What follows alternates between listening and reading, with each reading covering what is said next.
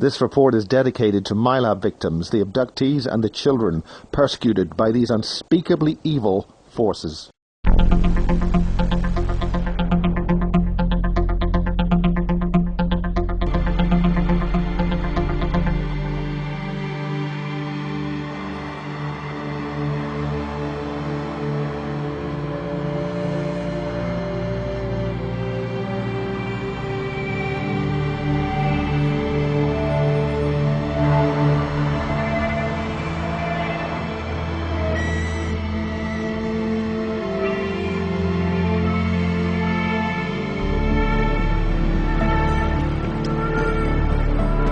Hey, this is Miles. I've taken a wrong turning. I'm completely lost, and this is where I've ended up.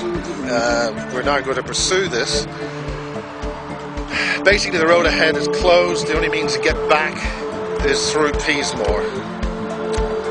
So it's 2008, midnight, and I took a wrong turning, and I'm locked into going to Peasemore. Recording this, see what happens. In Bases 2, Take 2, we detailed serious reports on mind control, population control systems, and the transhumanization of extraterrestrials with human beings, starting with children in British laboratories and secret underground bases in Berkshire, from whistleblower Barry King. This program also involves microchipping individuals, genetic engineering and experimentation, and is run from a base deep in the Berkshire countryside. I've been involved with this program for a number of years now. In fact, I was first inducted in 1972. I worked at the base, which is located underground at Peasemore in Berkshire, as a security officer. This is Bryant the teddy bear. He's one of my personalities that I found when I found out I was a multiple personality due to mind control from the government. Right. He is the personality that protects the children from danger. So he's this mean, scruffy bear that protects the children from danger. And so I got a representation of him, and I bought this teddy bear in Canada. Wonderful. I was under military mind control when I was about 2 to 12 years old. And I think they dropped my program about 12, but then they tried to get me to self-destruct about 18. We also highlight the means to fight back with advice from Matt Todd, who's been there, got the t-shirt and the implants to prove it. We expand on Matt's statements from Bases 2 and finally give you hope. I'm standing with 3 humans. I'm standing with 3 greys. This American military personnel guy walks in, high-ranking personnel, covered, swearing his head off at all profanity under the sun. What the fuck is he doing here? What's he doing here? We interview another victim, James Casbolt, who repeats King's claims and makes much further serious allegations against the US and UK intelligence and military services.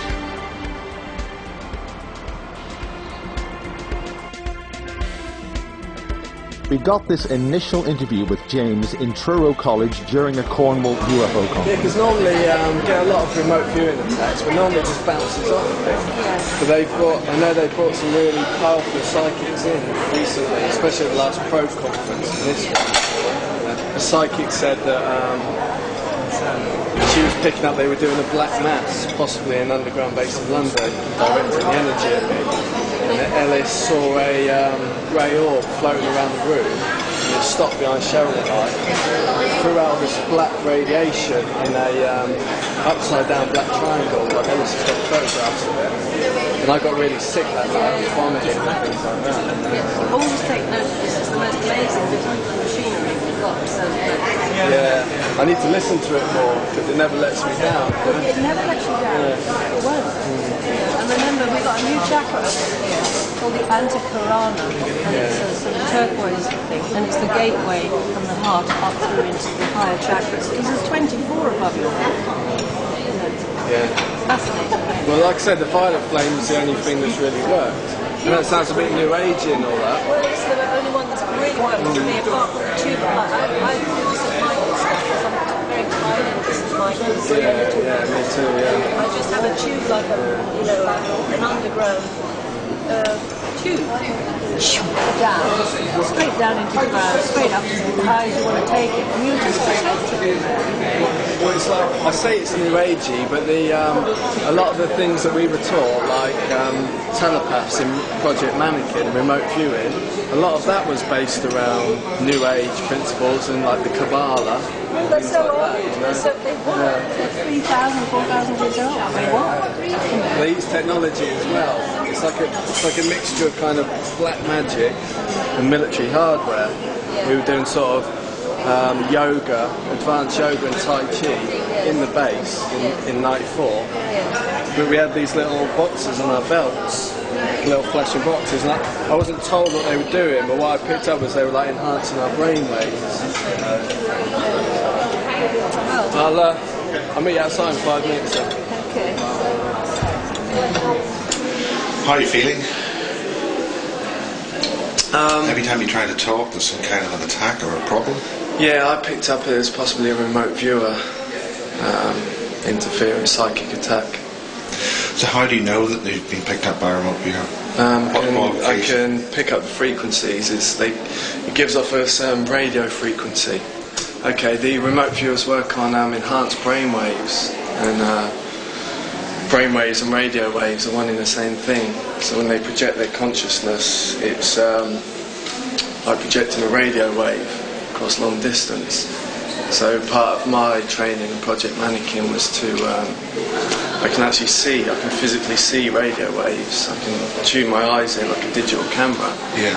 And radio waves look like, so there's a radio tower, mobile tower, there I can see the radio waves coming out of it if I tune in. It's like it looks like a pebble being dropped into a pond and the ripples that come out of it. So what brought you into Project Mannequin, and what kind of training did you go through then? Basically, it was because I come from a Jewish family. It's actually a blue blood family, aristocratic family. What does that mean? The descendants of the French royal family, the French Revolution. But I've got a friend who's a high-level Freemason involved in US intelligence, and he's helped me to trace this bloodline. Actually, descendants of the tribe of Dan, which is people call the Lost Tribe of Israel, one of the 12 tribes. And where did they originate? What's the big deal about that particular tribe? Well, I'll talk about the second part of their history. Basically, they came out of in the second part of the history, come out of the Middle East at the time of the Exodus, and then they travelled up to Greece, where they were known as the Spartans. Everywhere they've gone, they were always master warriors and scientists. And have you been able to trace them further before the Exodus, further back? Yeah, further back. Originally, they come from Atlantis. Right. They're actually a genetically engineered race. How do you know that? What kind of, is there documentation or? There's a lot of. I'm involved with connections in the US intelligence community, and a lot of these guys are Freemasons, some Rosicrucians. They hold secret records of these bloodlines. What's the significance of that? What makes it so important to what you're talking about now? Basically a hybrid race, genetically engineered race. By who? By probably the reptilians and Draconis star system. Right. Because I got a new book coming out after Christmas called Agent Buried Alive. Right. And what's the significance of the title? Because a lot of my programming went on underground. I was kind of like buried alive. Like, what do you mean by underground? Literally? Literally in bases. And what were those bases? The AL499 in Berkshire. I grew up just near the base. Right. Now, that's what we've learned, being told by Barry King, is the Peasemore base. Peasemore, that's it, yeah, Peasemore base. And also the CLC1 facility underneath Westminster. Right. That stands for Compartmented Learning Centre 1. That's where they have a lot of remote viewers, remote influencing. I was there in 94. I mean, we've always been told that the Americans, the Russians had all this remote viewing stuff, and the British really never did anything. So, can you elaborate about that? Well, the CLC1 base is, and the AL499 Peasemore, they're run by the NSA, which is American intelligence. But the what's the NSA doing right underneath, London? I think they're in control of a lot of the bases in different countries. How do they get control of different How do they get control of bases in other sovereign states? I mean, we're meant to be an independent state. Right. How does that? From my understanding, it was the National Security Act in 1947. Right. Britain was part of that.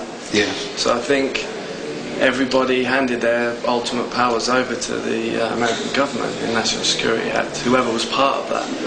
And I know Britain was part of the National Security Act in 1947. I mean, a lot of people would still think we have control of our own country. Is that? Well, I think when it comes to military bases, the Americans are running it in this country. Like I say, the CLC-1 underneath Westminster is controlled by the NSA. How far underneath Westminster? And is it part of a larger complex underneath Westminster? Yeah, you've got to understand, Mars, when I was taken in the base, I was always drugged. Right. When I was in there. And so the memories of actually going in there are very blurry. I remember when I was in the base, there's a connection to another base underneath Parliament. And that supposedly got reptilians and greys in. I mean, the first time... How can you say that there's reptilians and greys under our Parliament? Under what kind of evidence? There's anything you can... How do you believe that, or how were you brought to understand that, or did you witness it? Because there's a very powerful remote viewer that I know who's remote viewed the base underneath Parliament, and has said he saw greys, reptilians there. I've seen non-human entities in bases over the years. When you say the non-human, you're not necessarily saying an alien, they're just not. I saw strange animal types of creatures in cages. Possibly this is a continuation of Nazi super race projects, genetic creations, because I know one of the sub-projects of Mannequin I was involved in was called the Tigris program. Yeah. And in that they were taking modified animal DNA and injecting it into remote viewers, genetically enhanced espionage agents. Right, the remote viewers, you've mentioned that you've asked a remote viewer to access the base. So, I mean, are these remote viewers independent of the other remote viewers, or is there a team of remote viewers which is different? Or? This is an independent remote viewer, the one that's remote viewed the Parliament base. Yeah. I mean... what have you seen? Okay, what have I seen? I've seen a lot over the years. First memory was in 1981. I was 5 years old. Yeah. And I was at school in London. This is the middle of 1981. I was driven up to the Greenham Common entrance in a Ford Sierra. Yeah. And there was two guys in the front seat, and we drove up to the gates. The gates opened, and one of the guys turned round and said to me, "They keep nuclear weapons here." And from my understanding, that's actually a front. It's a mind control operation, kidnapping children. Was that during the Greenham Common protester movement when they had the cruise missiles there? Allegedly had the cruise missiles there. This was in the middle. This was in the middle of 1981 when I was taken in there. I was 5 years old. Yeah. Basically, the gates opened. We drove in. We drove along. We drove down an underground road there. That's codenamed the Bravo entrance to the AL 499 base. Drove down quite far to an underground car park, underground, and got out. And there was a group of 15 other children there. We were kind of huddled in the corner. But there's actually a military truck parked opposite. Yeah. They're quite a big one. And then there was two. You know, like you have a car park, you have a man in a booth, and he presses the button when the things come up. Yeah. There was two of them because it was a two-lane road underground. There was one on each road. And they went further underground. Once things opened, they let you in. Yeah. But we were 15 children. We were all huddled in the corner and given blankets. And then there was a door on the right, and we were taken in the door on the right. By military officers. We were taken in, and it was like went through a corridor, and there's like a classroom set in there, tables and chairs, and we sat down. We all sat down. And we were given like puzzles, like geometrical shapes to put together. Yeah. And what they were doing there is we were all identified psychics, because it was the Project Oak Tree in the 50s, was before Project Mannequin. That was a genetic bloodline study, and that was run from Harwell Genetics Labs in Oxfordshire. Yeah. And that Which is also connected to this basement. Yeah, that's the Delta entrance. Yeah. Harwell, that goes down to the AL 499. Harwell's where the Rutherford Appleton laboratory. Yeah, the genetics labs. Yeah. But the Harwell genetic study was called Project Oak Tree, and that was connected into all the major hospitals in the country. It still is. They're still looking for psychic children. In other words, they're marking their medical records to check who's what. How do they do that? Do you know how they do that? Is there any mechanism? I'm not exactly sure how they do it. So you don't know what to look for in your medical records to see whether you've been identified as a... Well, Barry King says it comes up on your records that you're part of a government genetic survey, but it doesn't say what that survey is. And all your medical records are actually routed through the NSA, through Harwell. Basically, they're looking for blue bloods, children of these bloodlines. Is this connected to the blue ETs, which were involved with humanity? There's a Greece, there's the greys, and then you've got the blues. Is that any connection with them? Basically, I think you've got the reptilians have high degrees of copper in their blood. So actually it comes out blue. Right. And it's people with rhesus negative, they have massive amounts of copper in their blood.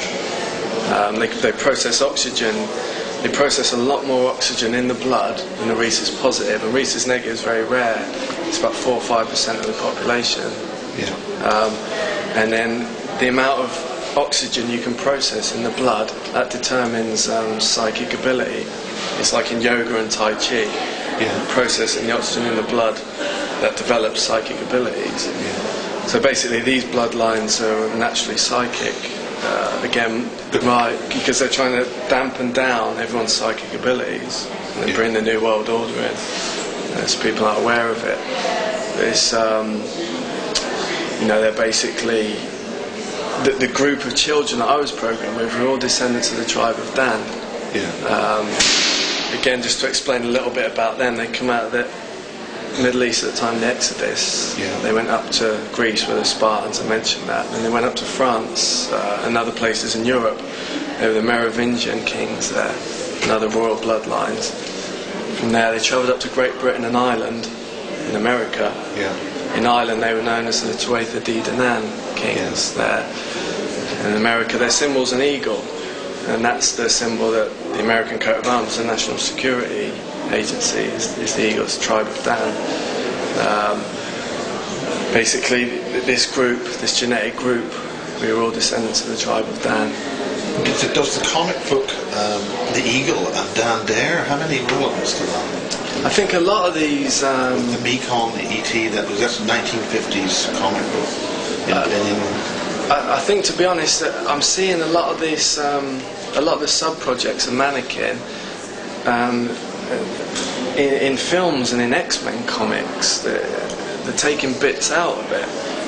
Basically... Can you know of anything current? Yeah, there's just a new X-Men comic come out called The Tomorrow People. The Tomorrow People is Tomorrow People was, of course, a psychic TV program back in the 1970s. Right, I didn't know that. Yeah, they called the Tomorrow People and they weren't psychic people.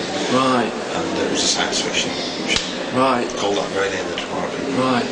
Because basically the Tomorrow People was the name of the project at the CLC-1 base underneath Westminster. It was the remote viewing project. Yeah. It was called the Tomorrow People. They have special psychic ability.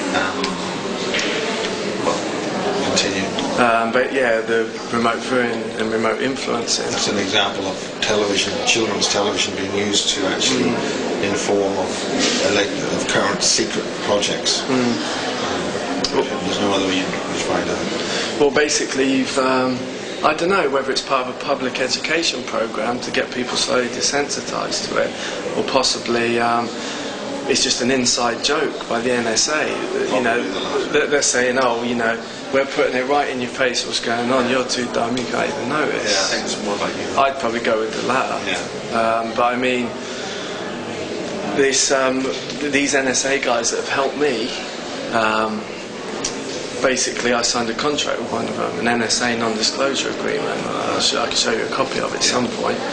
But on section 5 it says any classified information that you're given, if you create any films or books, comics from it, you have to give a percentage to the National Security Agency. Oh, so they'll let you talk about it, provided they get a handful.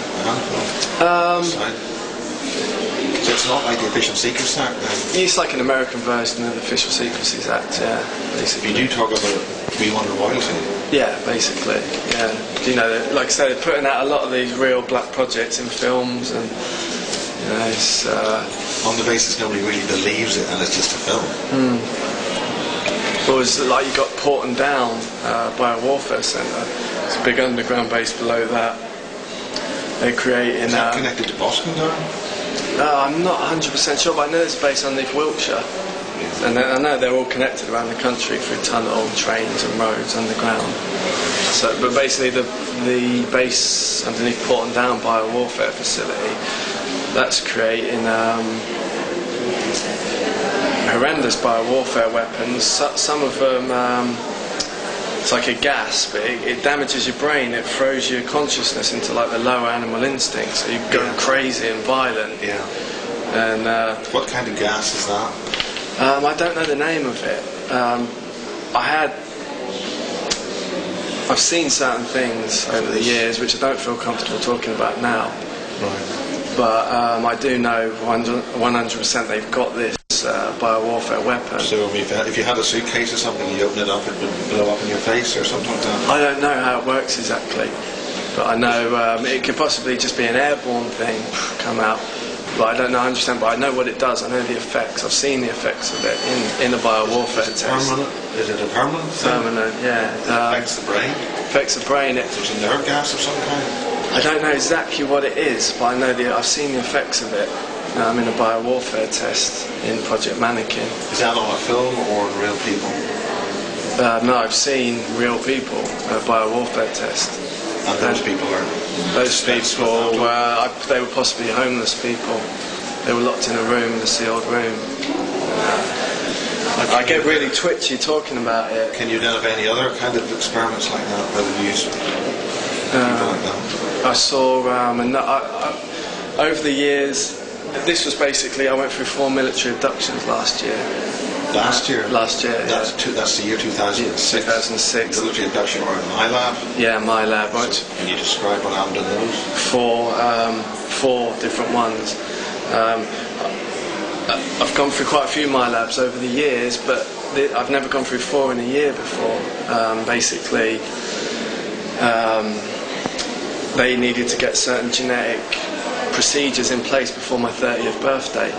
Because when you hit 30, you start to get a lot of your memories back. I think neural pathways open up in the brain. So is that how you're able to talk about this now? Yeah, I still get really twitchy talking about things, certain things I've seen over the years. I think if you can concentrate on what you personally witnessed, that would be good. Okay. In one of the military abductions towards the end of 2006, what's actually happened, how I know some of the bases I was at. One of them I was at the Monsoon 1 facility. Which one? Monsoon 1, it's below RAF Welford, it's about 90 miles of London. I was there in a place called the Proteus Labs. That's the Proteus Labs? That's what they called it. It's called Monsoon 1. Monsoon 1. Underneath RAF Welford, yeah. Basically, how I got to these places was because I'm implanted. I'm still under a lot of mind control. I can be triggered to do things, and I'll go and do it against my will, and I won't remember doing them afterwards. Yeah. So I have vague memories of it. Manchurian Candidates? Yeah, that's what Project Mannequin is, to create Manchurian Candidates. Yeah. So basically... what kind of implant are you talking about? Are you talking about these little tiny things? Or? Cranial implants. I've got one little implant here on the back, one on the right-hand side. There's actually a wire. It's a copper wire that goes round, connects to an implant there. Right. Got your teeth? No, it's actually next to my jaw there. Right. And a little bio monitor there. Right. Possibly other things I don't know about. Is there any way that can be verified by X-ray or anything like that? I'm looking to get private X-ray at some point, and I want these to Or is the material that's being used some kind of material which isn't metallic, so it's very close to body tissue, so it's not visible on X-ray? I think some of it is like crystal and body tissue, but I know some of the implants do show up on X-ray and others don't, so I have to wait and see. I was basically walking through what appeared to be a building with civil servants and military staff, and I don't know what I was looking for, but I was looking for something, and I was basically out the back of the building, and I was going to go back through the back door, and someone caught me out the back, and it was someone who, how can I describe it? I know, but I think they're being used for certain kinds of espionage. You can use souls, you can use people through manipulation and control. Anyway, she was basically manipulated into doing that. So was this a civil servant building in this country? Yes, it was. Can you say the location? No, I can't. No. What was the function of the building? The function was basically to, from what I could describe, was I was being monitored by certain people who were in the building, who were aware I was in the building. So it's almost like someone knew I was coming, and that person also had to be pretty clairvoyant and pretty switched on to find out when I was in the building. And that's the time when I said I almost got hit, but I ducked far too quickly. So that way you have uncontrollable speed when you're out of your body. You can move from here to there to everywhere. So you ducked quickly? Yeah. But you still got hit? No. Sorry, you got hit? No, this is prior to getting hit. Right. Went out the back of the building, I observed 3 people who looked familiar. So I stopped and turned, and I was hit with 4 darts in the stomach. They were fired by devices that they had? It looks like a gun, but it's not a gun, because you're not in any physical form, and neither are they. So they're essentially etheric guards? They are, I'd say they were vampires that are being used, but they're unaware that they're actually being used on that side of their life. They're usually on a lot of drugs, you name it. So you mean, what do you mean by vampires? That's got well, you're talking about human beings? Yeah, human beings. In their etheric form? Yeah, it's the human being's etheric form is being used, if you like, for negative assignments, that sort of thing. Very, very, I think it's very good, should I say, very deep mind control. Psychic warfare? Yeah, absolutely. And what do you mean by the use of drugs that would make them usable? It would basically make them not aware of what's going on in their spiritual life. You know, they're very much unaware. They wake up completely unaware of what they've been doing, or even if they've been out of their body, or even been abducted, they've been completely unaware of it the following day. You know. Would they be able to live on a day-to-day life while their etheric body is in use elsewhere without them realizing? Yeah, absolutely. And that would be by the use of drugs? Food? Just the food that people eat? No. It's usually based on abuse as well. But I don't want to go into all that. Yeah. Not today, not right now. Yeah, okay. I mean, Kathy O'Brien's written a lot of stuff about what's going on and stuff like that. But people can actually be used as like etheric assassins. Yeah. Because the drugs will take them out of their body. They have no control of their innate self or their spiritual reality. When you say drugs taken out of the body? Well, drugs could help people. Drugs will induce. Some drugs can induce OBEs, and then some drugs will. Some of these people that smoke a lot of cannabis, they don't have a full bonded connection to their spiritual or their, how can we put it, out of their inner or their self, their spiritual self. They're not aware of it. They've not done anything to find out about it. I mean, I've known loads of people like that, especially when they're at art college. They just sit around and smoke dope for years, and so they're almost like robots. You know, so they're not aware of what's going on whilst they're asleep.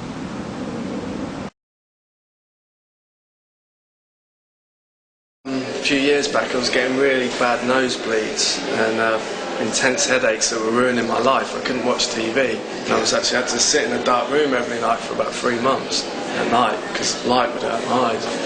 Yeah, it was a nightmare. I felt like kind of drills were going into my eyes. It was like ruining my life. Some real heavy painkillers, and basically I went for an X-ray, but they wouldn't show me the results of it. And then after that, this plastic material came out my nose, and I was blowing it. It stayed there, but then it disintegrated a couple of days later. But it was like hard plastic, and once that came out, the pain, the pressure went. But I mean, possibly where this stuff is happening, these procedures are taking place, is, for instance, the Proteus labs, the genetics labs on Deep Monsoon 1. Basically, what happened at the end of 2006, this is around August, that was the latter part of August. Something happened at the beginning of August as well, but I'll concentrate on this. Fell asleep at 2:30 in the morning. Woke up 45 minutes later, got dressed, headed out the front door, down to the local cliffs in the middle of nowhere. Basically, there was a firefly waiting for me, black triangle disc, which is a abduction craft. That's the British version of the Stealth. Yeah. But it hovers. Yeah, a very small craft. Yeah. And next thing I know, I'm walking up a ramp on there. There's all special forces guys on it, dressed in black uniform with no insignia on it. Yeah. And I went in, and there's a ramp at the back. I walked onto it. And it's like the main section's like this, and there's seats, 6 seats on each side. They face each other like a military plane, like a passenger jet rebels forward, like a military plane, opposite each other. And then at the front there's a cockpit with 2 seats in it. And I took my place down on the right hand side at the end. I was in like a trance, sort of drug state by then, because I was under a lot, triggered to do that. And took off, flew, didn't see where we were going. Aimed down. Windows inside this thing? The only window is at the front of the cockpit, and there's no door. But I couldn't. When you're in the lot of things, you can't turn your head. You can only look a certain direction. It's like you're like a robot in total control. And then we went down. Next thing I know was we're in a room, large room. There was a cage in the left-hand corner, and I could see the side of the bars, but I couldn't look to see what was in the cage. And then there was basically there was a door there and a door there.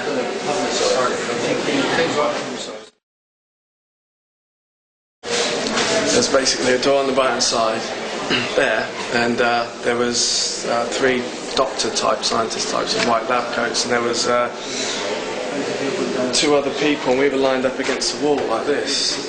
Yeah. And there was another room just next to it on the left. We were taken in, and there were 3 pods in that room lined up. They looked like kind of small telephone boxes, but they were humming with like ELF, like radio waves, like that. And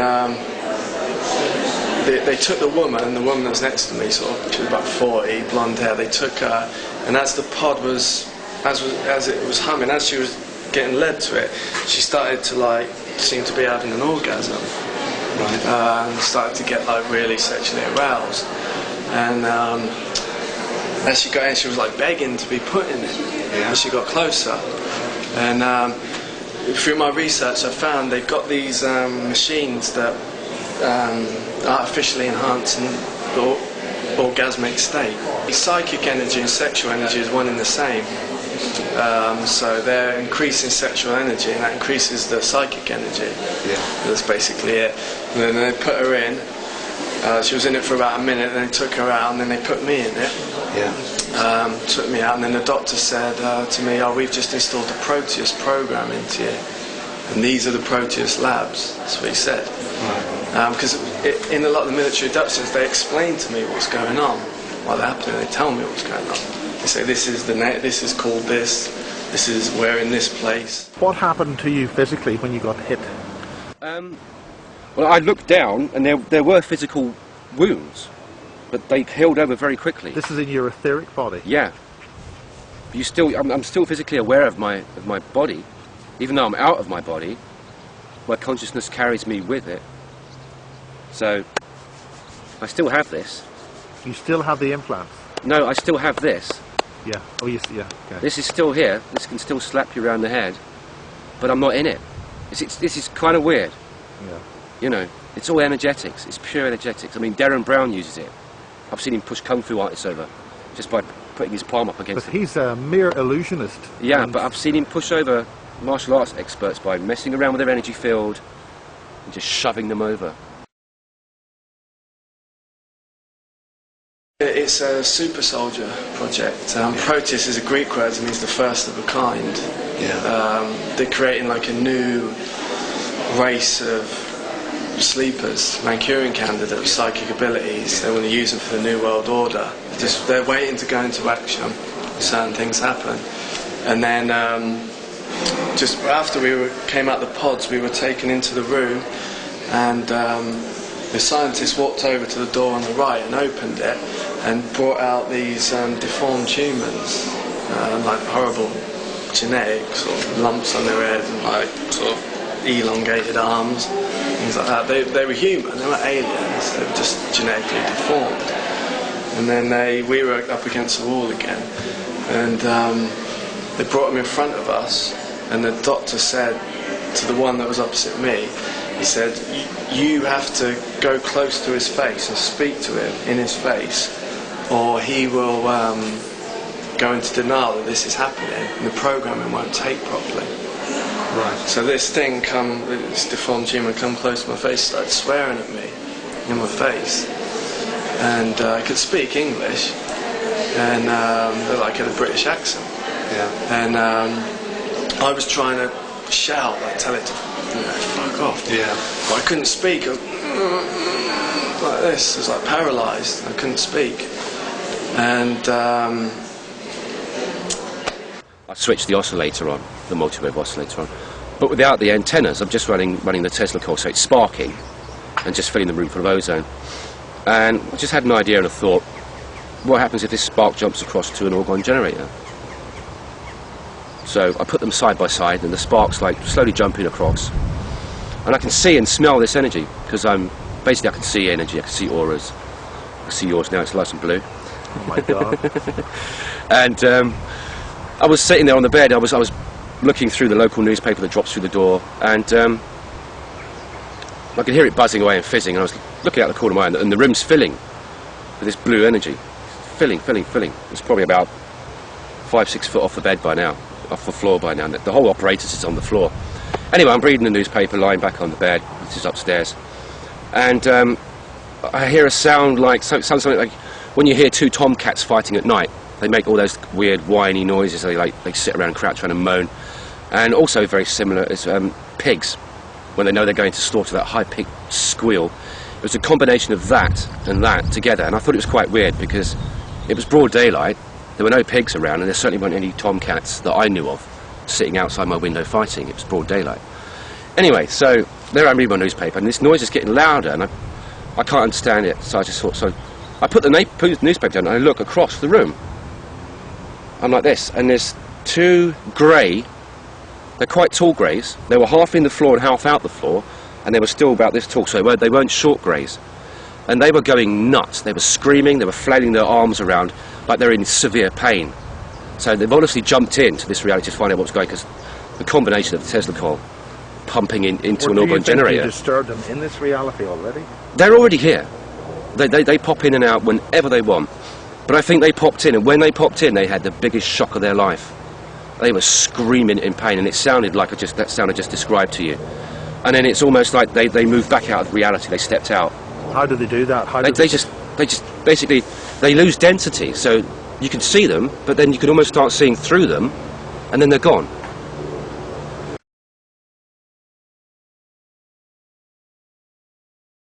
These deformed humans, they look like John Merrick, the Elephant Man.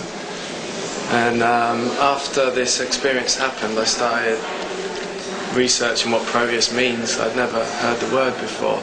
And I found out that it's a Greek name, it means the first of a kind.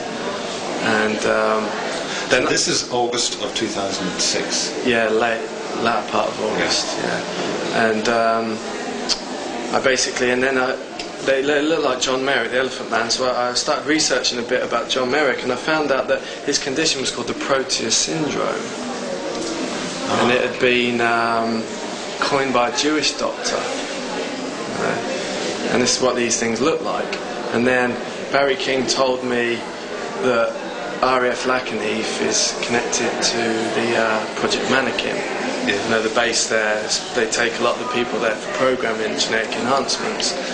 And I said, I spoke to an NSA contact, and I said, you know, I was in the Proteus labs. You know, I was taken there by aircraft.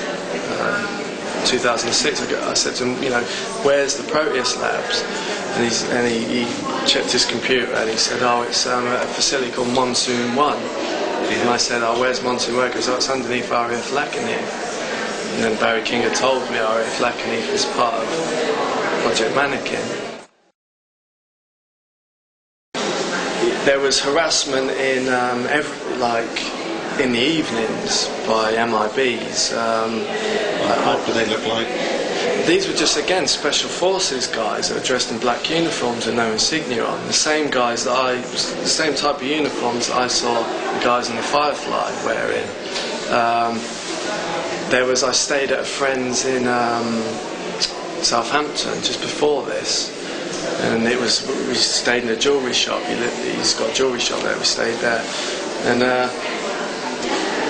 you know, we were there and we were going off, like looking at military bases and like off sort of orb, taking photographs of orbs and stuff like that. And I left, and that night he was asleep in the shop, and these two guys in these black military uniforms stood outside his shop, and they what they were doing was he's got these metal shutters in front of his shop, and they're not electronically controlled. You have to pull them up and down with your hands. And they were standing there, and they were using some sort of psychic abilities, and they were lifting the shutters up telepathically. The shutters were standing there, and the shutters were coming up and then going and crashing down, and coming up and going and crashing down. What age of people were these? The two guys. Yeah. One of them was really big. One of them was about 6'3", like really muscular. He was a white guy. So they're around their 30s. Another guy was smaller, Asian. And but Sahel was asleep. But what happened was all the neighbours came out, because it's a small little Asian community in Southampton. And all the neighbours came out, and you know, what's the noise about? And there ended up 40 neighbours outside the shop. When all the neighbours came out, these guys slipped off, but the shutters carried on coming up and coming down, like, and they did that for an hour, just going up and down themselves. And then the police ended up getting called, and the police were trying to get everyone to calm down because everyone was freaking out. It's like quite a Muslim religious community. Everyone's really freaking out. And the police said, no, these are on electronic shutters. They've got to be. And they said the battery should run out because it's been doing it for an hour now. And they said, no, there's no electronic control. You can only do it by hand because this isn't right. And you told them this? No, this was the neighbours said this to the police. Yeah. Yeah, because they know my friend. Yeah. They could go in the shop.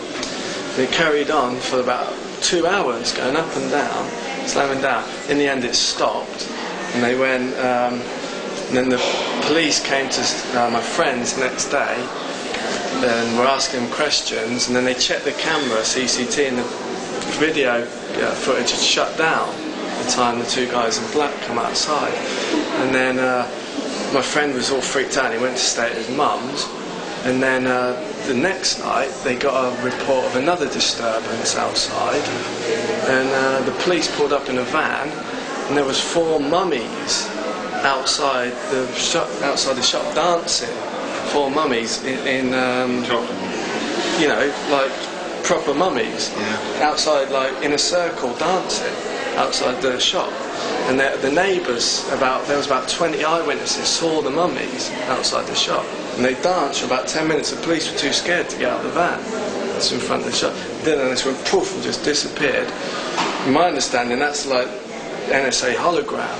Project Bluebeam, it's like psychological warfare stuff. They use a lot of holographic stuff. They're quite tall, large-headed, but not as large-headed as the little guys. They seem to have a bit more proportion to their head, but tall. Large eyes nonetheless, but as I said, taller than the little ones. So I believe What kind of eyes? Were they big, long, round? They weren't as big as that, but big. They were big, but not the typical biggish small grey eyes, but they had large dark eyes. Like pretty much like ours, but big, but not the curvy up kind of like around the side.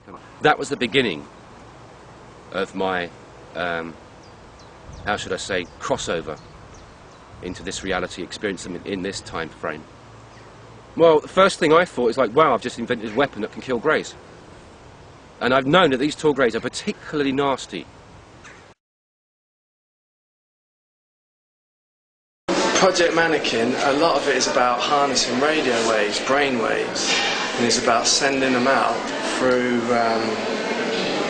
televisions, mobile phones and mobile phone masts. Yeah. It's like they're sending out frequencies, because everybody's got a telepathic receiver, like a radio receiver, the pineal gland in the brain. So they're using the broadcast communications system as a mechanism for mind control or mind implantation with ideas or what? Yeah, but what they're doing is they're dampening down the consciousness. I was using meditation techniques and also using a very large pyramid to basically focus your energy.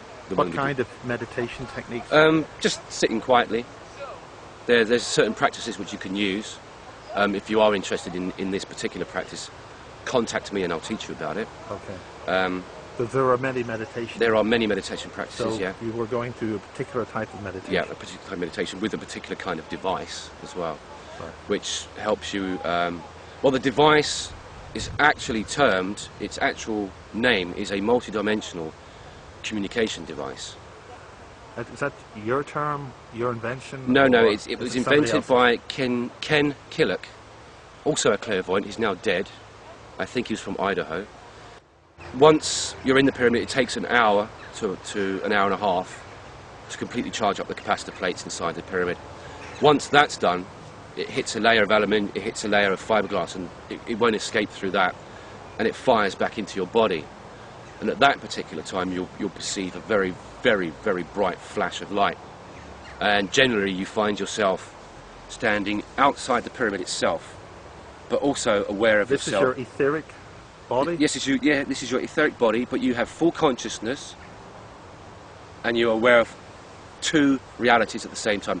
And once you're in that mode, then no law of physics anywhere can control you. And I'll tell you something I've learned from someone else. I'll get onto that later. Very similar to what's described by Morpheus in the film The Matrix. He says, do you think you're breathing air right now?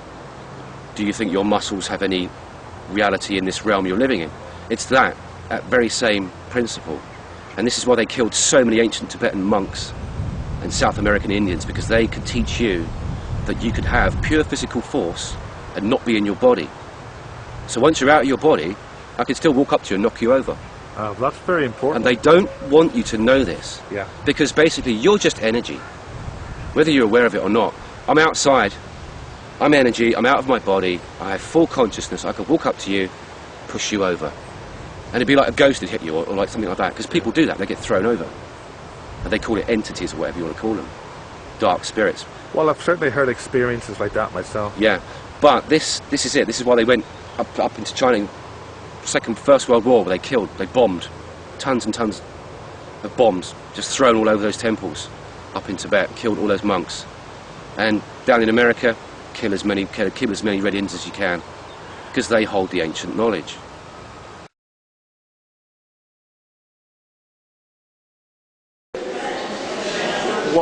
My main message is about the missing children, and about the children that are being abused and satanically murdered in the facilities.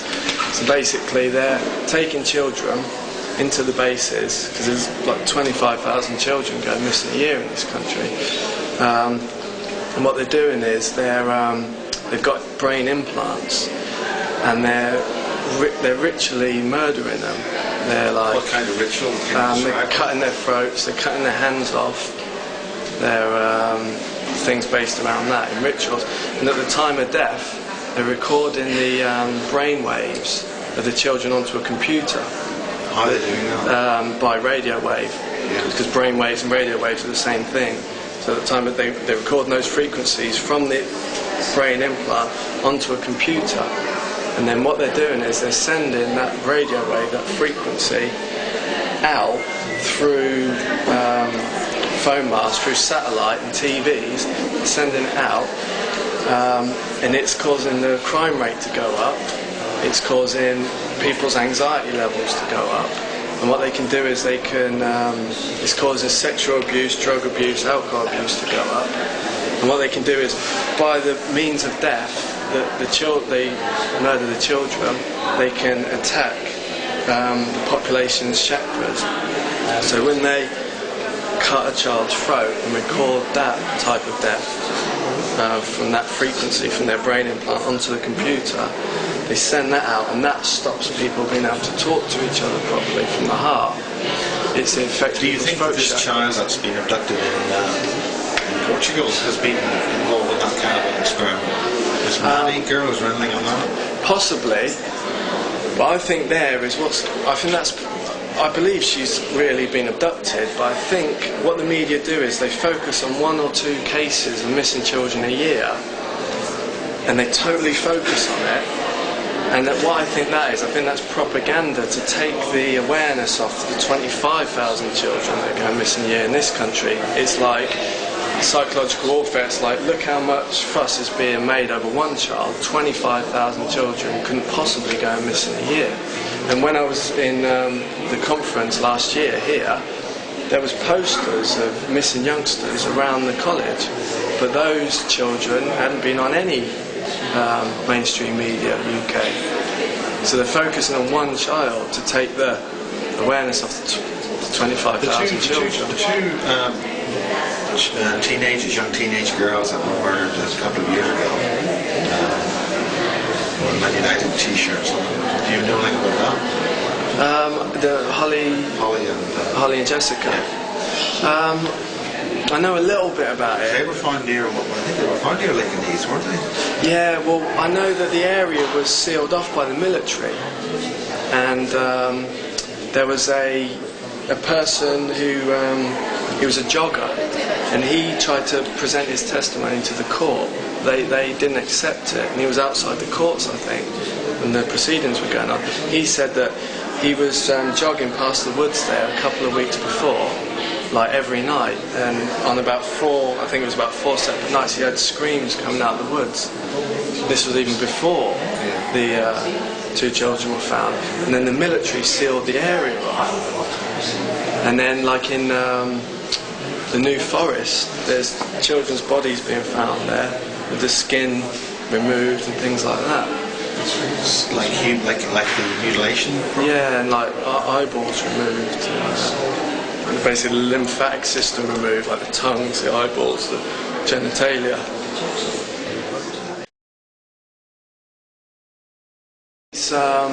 I'm connected to an intelligence group called Group 5A. This is part of British intelligence and connected to the United Nations. They basically, a few years back, they were up in the Brecon Beacons area, and there's an underground NSA base under the Brecon Beacons. They were...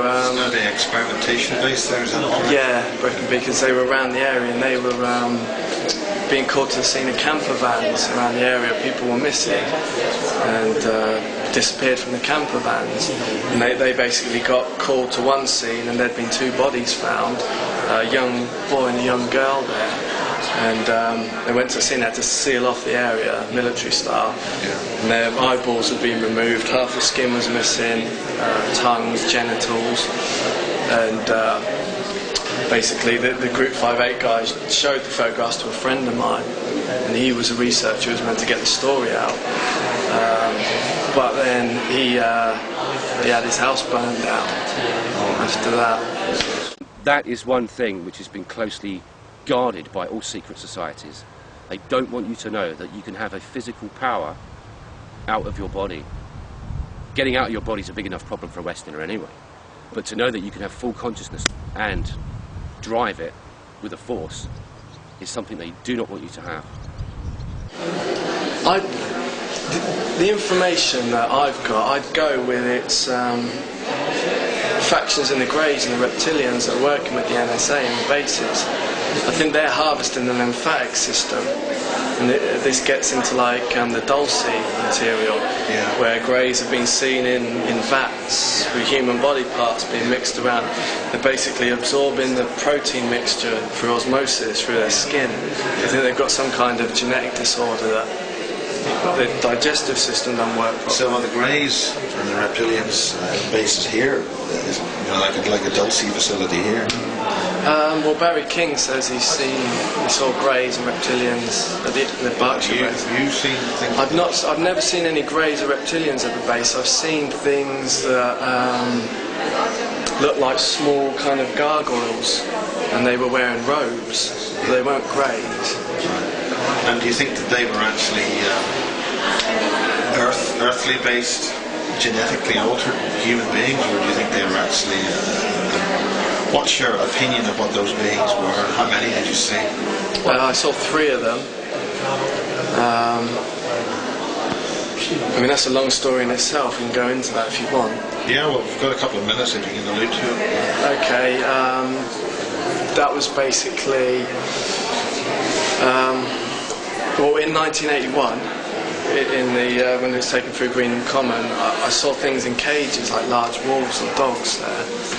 But I think they were genetic creations, military creations. But these things, basically, this was on the 4th of August last year. Again, I went out again down to the cliffs, and there was a firefly waiting for me again. This has been happening for years. It turns out, under hypnosis, I've gone out regularly and met them.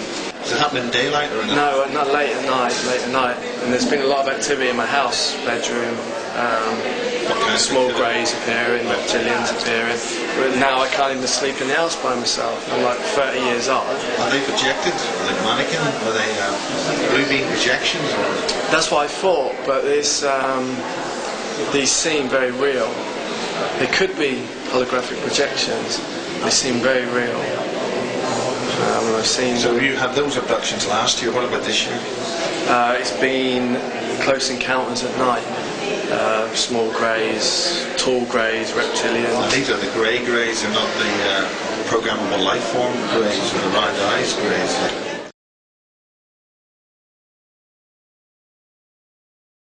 The PLFs have got the round eyes, and the real Greys have got the oval eyes. Yeah. The ones I've seen in my bedroom have got the oval eyes, and then wake up paralysed. And you're trying to shout or move, but you can't.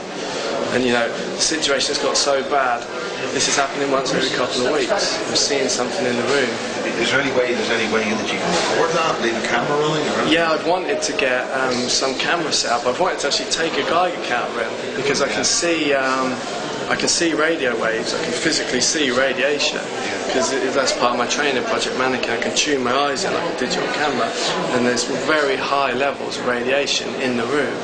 But what this is called non-ionising radiation. This is non-ionising radiation. It doesn't get in your cells and make you sick. What they're doing is they're using extremely high frequency radiation and punching a hole, possibly from underground bases, and then coming into the room. I think Project Mannequin has a life plan for you. Every school you go to, every university, everywhere you live, it's planned by the project for you. And I think they wanted to have me down here in the middle of nowhere by the cliffs, because as I say, I've regularly gone down to the cliffs late at night and been picked up in military abductions in aircraft. So that's, and now I'm just on ice. I've got all these programs waiting to kick in certain things. Can you list the programs? I've got a program called Janus. Greek name, two-headed Roman god of change. That kicks in when certain things happen, like martial law in America. I've got sleeping tasks, a sleeping program. The tasks are activated for me to do, which is like information gathering, possibly social disturbances like riots and things like that. I'm programmed to look over paramilitary groups. Okay, Barry King and I are the only talking survivors in this country. There's about 5 or 6 in America. One of the ones in America. Duncan O'Finian, Andy Pirro, Kathy O'Brien, there's a couple of others. Yeah. The Duncan O'Finian and Andy Pirro are super soldiers. They've teleported through walls. They had Andy Pirro jumping out of low-level flights without a parachute and surviving.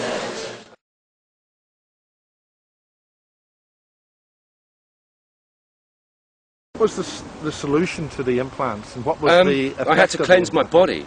What was the effect of the? The effect was sickness like food poisoning, but also a lot of cramps that were spread around my body in very weird ways, which I didn't thought were possible, because the pain was apparently going up and down my body. It was getting into my legs, into my waist, into my arms. So essentially, it disabled you. I was poisoned. Yeah. I was heavily poisoned. Now, you can poison people energetically. It's simple. They know how to do it. They've got the technology to do it. And they can do it physically with implants as well. What about what technology? It's like etheric energy. They can fire a dart into you, an energy into your... And that dart itself can carry an energy signature. And that energy signature can then absorb into your own energy field. It's all energy. Everything. We need to stop thinking about the physical world. It's all energy. Everything is a vibrating atom. Now, who is they? Everybody talks about they. People. The people of this world still think so solidly of a solid world, when in fact it's all just energy.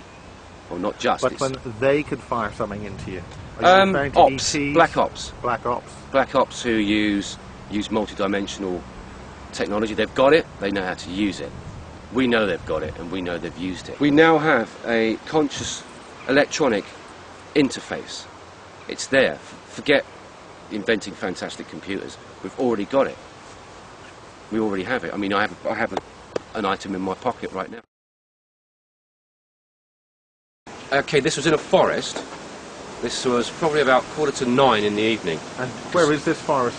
I have no recollection of place. Were you out of body at the time? I was out of body at the time. Okay, I'll describe it. I come to probably a two foot layer of sandbags forming an open square on one side. Down there is a stairway which leads down, and there's electrical yellow lighting. So you've got yellow bulbs all the way down. I went about 4 runs of the stairs down, and when I reached the bottom, I found what appeared to be very flimsy cages. And what I found in the cages were humans. They were of all ages, men, women and children, and they appeared to be lying on cotton wool in white robes. All of them looked to be in an extreme state of fear. They were aware of my presence when I turned up and looked at these cages were laid out, and these people were laying out, flat. They were aware of my presence when I walked into the room. It was a very small room, very low, indicating I got the indication there was a lot of small people around there. Not tall, anyway. Anyway, I proceeded to tear these cages apart with my hands. They weren't very strong. I just basically ripped the metal apart and told these people, just run for your life. Just run for your life, you know. I don't think they even knew what was going on. What I got, the impression I got clairvoyantly was these people go to this place of hell every time they close their eyes. So I think basically they're... So these people are in the etheric state? Yeah. And you have gone into this base in the etheric state? Yeah. I'm pretty sure they were etheric, I'm pretty sure, but they could have been physical, but anyway, they were there, and they looked very, very scared. Anyway, I couldn't open the case, so I just ripped one side of it off. It wasn't very strong, it was like thin metal, so it looked like they couldn't escape anyway. They're in such a state of fear, they wouldn't know what to do with themselves. Anyway, I got them out, I said, run for your lives, just run. And off they disappeared into the night, and that was it. I followed them, because I was the last one out.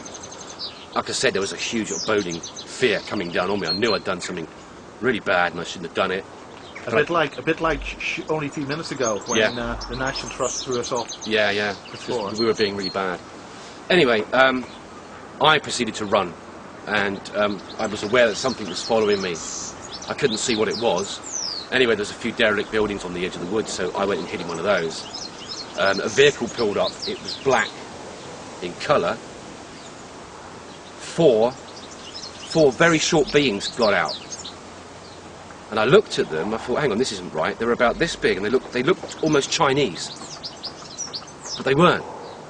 They looked Chinese. They looked a crossbreed between a grey and a Chinaman. And it was weird. It was very. They looked very grey, but they also looked like little tiny Chinamen. It was strange, almost like half-breeds.